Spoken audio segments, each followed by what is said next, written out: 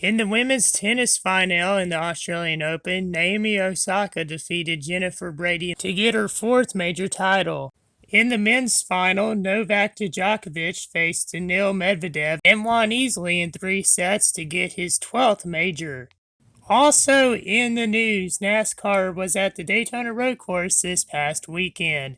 In the truck race, Ben Rhodes won for the second weekend in a row. And in the Xfinity Series, Ty Gibbs captured his first career win. On Sunday's Cup race, there was a lot of action and 8 cautions. Defending Daytona Road Course winner, Chase Elliott led a race off 44 laps, but got caught in traffic late, which resulted in getting spun out by Denny Hamlin while battling for 5th with 6 laps to go. In the end, Joey Logano and rookie Christopher Bell dueled for the win. Coming to the white flag, Bell got by Joey in the chicane to capture his first career Cup win. Bell's teammate Denny Hamlin finished 3rd. Kurt Busch rebounded from spinning while leading Lane the race to finish 4th. And Brad Keselowski, who had several incidents throughout the race, finished 5th. The NASCAR Cup Series will next be racing at Homestead Miami Speedway this coming Sunday at 3 p.m. Eastern Time on Fox. Also in the news, free agent quarterback Cam Newton was at a 7-on-7 football tournament this past weekend when he was trash-talked by a high schooler. In the viral video, Newton was reportedly taunted before approaching the teen. On Sunday, Cam posted a video in which he said he wanted to speak to the player's father. Early Monday, the player, Jesseth Owens, wrote an apology and asked Cam for forgiveness. It got settled, but one thing that didn't get settled is Boston Celtics GM Danny Ainge.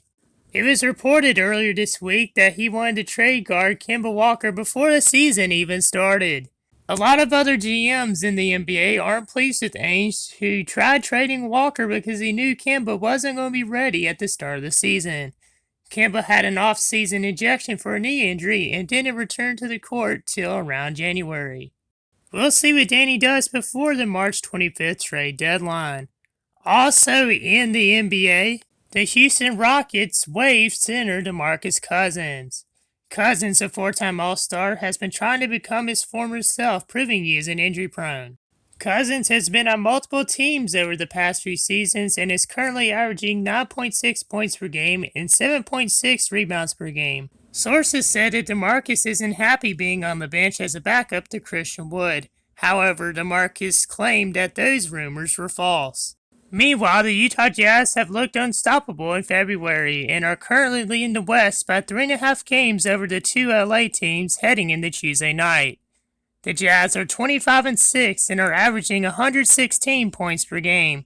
They have 6 players averaging over 10 points a game, with center Rudy Gobert has entered himself into the Defensive Player of the Year conversation, averaging 13.5 rebounds per game and 2.8 blocks per game. In the Eastern Conference, the Philadelphia 76ers lead the Brooklyn Nets by half a game heading into Tuesday night with a 10-11 record. On Tuesday night, the reserves for the East and West were announced for the All-Star Game. The 2 captains for the All-Star Game will be Kevin Durant and LeBron James. Also in the news, in college basketball, the regular season is almost over, and March Madness is coming soon. Right now, the bracketology, the number 1 seeds are undefeated Gonzaga, undefeated Baylor, 18-5 Ohio State, and 16-1 Michigan.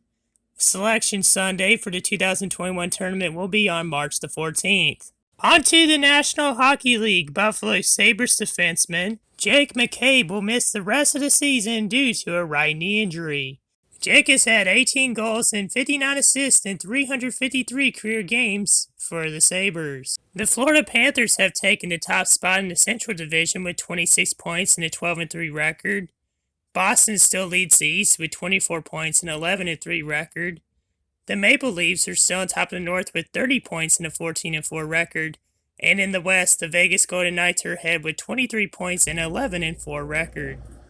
And lastly, in the news, the most popular golfer in the world, Tiger Woods, got into a bad car accident on Tuesday morning. According to investigators, Woods left his hotel around 7 a.m. in a frantic pace, and he crashed across the median, went across 2 lanes of road before hitting a curb and hitting a tree before rolling over multiple times. No other vehicles were involved in the incident. Wood suffered 2 leg fractures and a broken ankle, which required emergency surgery. Our thoughts and prayers are with him and his family. They said there was no signs of impairment and he was awake at the scene. You can check out my show each week on YouTube, Instagram, and Facebook. With this week's sports update, I'm Christian Wilson. See you in the next one.